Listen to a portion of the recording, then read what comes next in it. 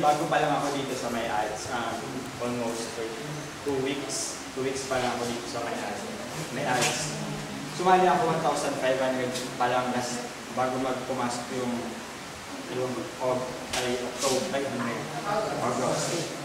Tinanong ko na lang, 1,750 para sa inyo, malaki, maliit. Maliit, ay, mayaman. Actually, napakalaki siya, lalo na sa katulad namin, malaki talaga siya. Newly grad, walang pera, wala nang source of income, naghanap ng trabaho. Pero napakalaki niya pa din, though ano ko ba sabihin? 1,750 mental block ako. 1,750, malaki siya kapag wala kang pera. Pero kapag may pera ka, malaki pa din siya. Kasi sa panahon ngayon, kailangan magtipid, di ba? Sabi nga, magaganda yung buhay mo sa sipag at syaga. Sabi ng isang sinadok natin. Sa sipag at syaga. Do you think yung mga magsasaka ngayon at magsasaka at mangingisda, tamad? Masipag. Diba?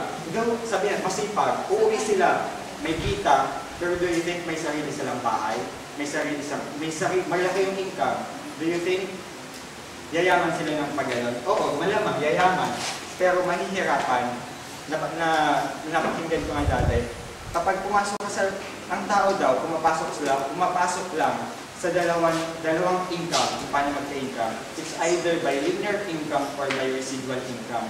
Once na pumasok ka daw sa linear income, dun yung pumapasok na you need to work to be paid.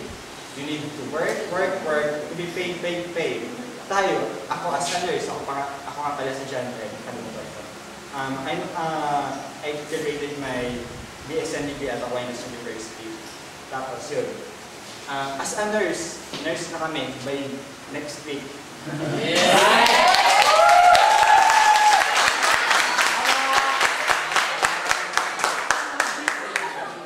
As a nurse, bakit ako andito? Sabi ko din dati kay Irving, wala ako, sabi ko, gusto ko lang siya mapakinggan, ayoko siyang pasukin kasi I'm not at networking. Ayoko siyang pasukin kasi yung sa nursing, walang sa business. Puro siya about care, about love, kung ano-ano. Pero bakit ako pumasok? Bakit ako pumasok? Kasi sabi ko, kung papasok ako sa linear income habang buhay, I need to work, I need to spend 100% of my effort sa hospital para kumita. Gusto ko din pumunta ng London. Pumunta din ng...